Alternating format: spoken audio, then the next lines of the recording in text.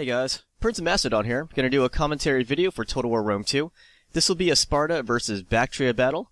We'll be fighting this battle somewhere in Syracuse. My opponent's name is torres-giancer, commanding Bactria. I'll be commanding the Spartans, and you can see from our army setups, we both spammed a lot of infantry. My opponent brought horses. I did not bring horses. I brought skirmishers instead. So yeah. A very similar approach, except in the support system. I went with skirmishers, he went with cav. So we're going to see how this battle plays out. Here's the tactical overhead. I am yellow, and he is red on it. So I'm going to come forward here. All my guys are squeezed together in this compact formation. They're all hidden. I wanted them not to compact so I can squeeze them to those trees. I didn't want him seeing my army until I was close up on him. So we're going to look at my troops really quick. Here's my general. I have one hero with a Sparta unit. Moving pretty quickly, very briskly through the trees. Got those big shields. Then I got 3 units of mercenary Cretan archers. It was hard getting close up on them because they kept moving so fast. And then 5 units of Spartan hoplites. And I still have a few more units. Rounding out my army, I will have, well, here you go, 6 units of Spartan pikemen. And unfortunately, I didn't get to capture this action, but my opponent did have this unit of Bactrian light horse. He got a little too close, scouting out my army, so I was able to push him out. I wasn't able to destroy that unit, but I did take his troops down to about 50%. So my guys are still hidden in the forest. He might have got some vision on my army, but it was at the cost of about 50% of those horses in that particular Bactrian light horse unit. So he bugs off after scouting out my army. So let's look at my opponent's army. He has 2 units of Bactrian light horse. You saw one of them. And they're now hidden in those trees. And let's look at the rest of his troops. He has 1 unit of Bactrian Royal Guard. That's where his general's at. And they will slowly disappear into oblivion. 2 units of Bactrian Royal Cav. Pretty neat looking horses, especially from behind. Look almost like hussars. Then he has 6 units of thorax swordsmen. Dun, dun, dun. And then 5 units of Thurio spears. So all of his infantry carries, well, most of his infantry carries light or some javelin. So he has 2 units of Bactrian light horse operating behind my army right now, but I'm just gonna ignore them. And if they get close to my army, I've got my Cretan archers to scare them off. So yeah, as I said, my guys are nice and compact right now. I will spread them out thinner as I approach his army, or as I get closer to his army.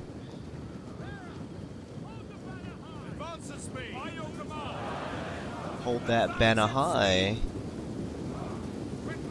It's a lot of Spartans. So my guys are still hidden, but as they leave the comfort of that forestry, they'll become unhidden. And there's 1 unit of Bactrian light horse you can see. He's gonna go back behind, closer to my army. He's gonna go through the trees here. And there's another unit of Bactrian light horse nearby, but we don't see him at the moment. So that unit goes silent behind my lines. So now we're on a collision course, our main armies. See, he's running parallel to my army, or perpendicular, whatever. And this is where I start to separate my army a bit more. And we start to draw our forces into a battle array. Now, as I said, a lot of his troops, like his thorax swords and his Thurio spears, carry javelins, so that's why I brought my Syracusae pikemen to soak up those missiles. So I'm taking a lot of shots, but that's okay. That's why I have my Syracusae to be the meat shield. Yeah, with the return of all these javelin-oriented infantry units. Yeah, you can use some Rome 1 tactics here. I used to do this a lot in Rome 1. Use a really throwaway unit to soak up the enemy's javelins. So while that was going on, my opponent sent this unit of cavalry, tried to take out my Cretans, I guess. But I just pushed my Spartan hoplite backline to intercept it. So that attempt to take out my skirmishers failed.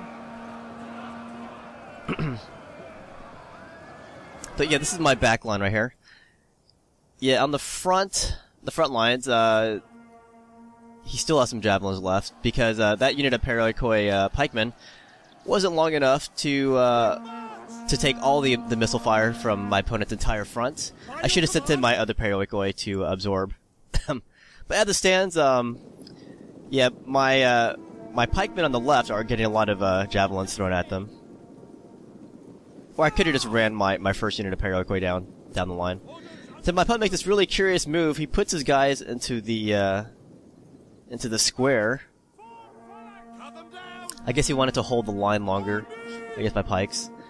So my opponent's gonna outflank me. See that unit going down my left flank there. But in the back line, my opponent's cav is behind me, but he's not paying attention to his cav. They're getting a lot of shots from my archers. But that's a close-up. He's got his guys in a square right there. But yeah, see, look at his cav. They're just getting shot by my Cretans, and he's not even looking at it. But he's so preoccupied microing his infantry, trying to outflank me. He is outflanking me, though, as you can see. But his cav's getting shot to death. So he slowly moves him away, his cav. But at the same time, I'm getting outflanked here on my front lines. So he's using his frontline units to hold my guys, and then he's peeling off units to outflank my pikemen. And to protect my archers, I've got my Spartan hoplites back there. But now there's a gap in my front.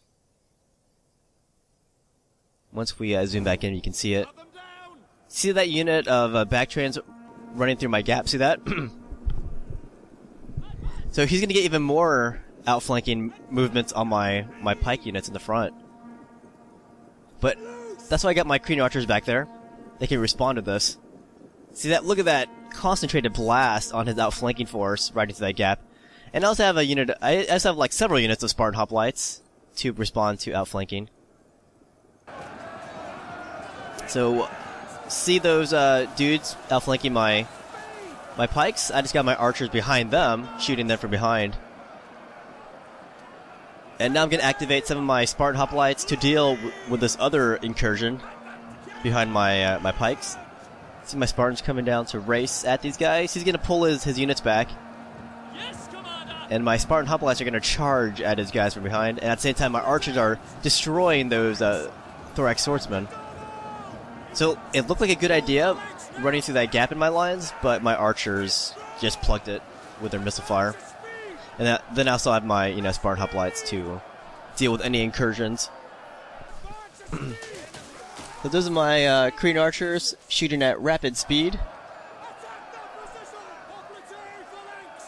And some of his units got clustered right here, trying to take on my pikemen.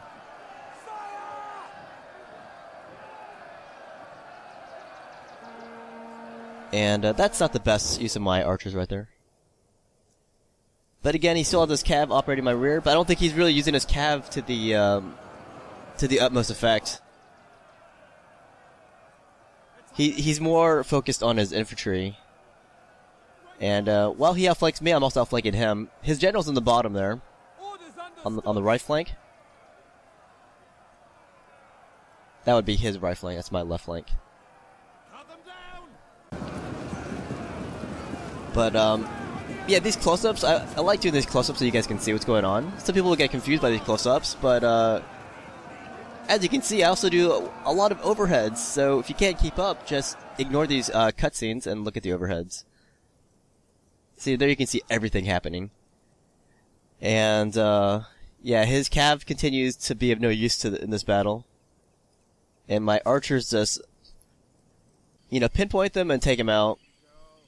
And here's a little close-up. Like, as you can see, he does move them, but it's just too late.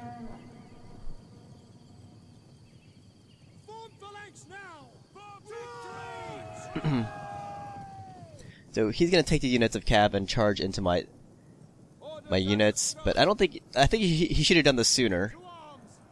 But as he crashed into the rear of my guys, I will send in some units to crash into them. At the same time, my Cretans are also targeting them too, so he's taking lots of damage right now.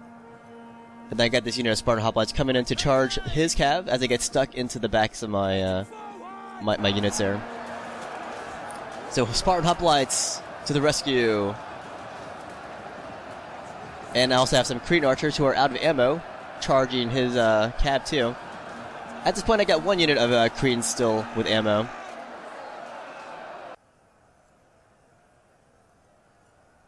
But yeah, this battle is, you know, predictably, you know, infantry-oriented. Yeah, we both just spammed a lot of infantry units. And then our support units, he brought Cav for his support, and I brought Cretans for my support. And I'm definitely making better use of my support units. And yeah, as I said, my opponent was too preoccupied with the infantry fight to even care about his Cav. And that's me pushing up my general right there. You can see him going down the middle of my lines. I'm bringing him closer to inspire my guys. Orders understood. So he has 2 units breaking, I got 1 unit breaking. And his general's starting to break. See his general flag unit there? It's starting to waver. We're going to see a close-up of his general very soon. There you go, that's his general. And his general is getting outflanked from multiple angles here. Definitely want to target these general units when you can. It robs his units of the morale and also robs them of the general ability. So there his general goes bye-bye. And once his general dies, you're going to see a cascading effect on the rest of his troops here. Like almost instantly, his units start to break. All except 1, but even that unit starts to break too. So that is going to be GG here. We're going to look at the stats. So yeah, I think if my opponent would have used his Cav more effectively, I think he would have pulled this game out.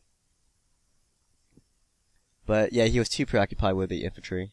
But I totally think he should have won this if he used his Cav better. Anyways, good game to my opponent. I hope you guys enjoyed this battle with Sparta.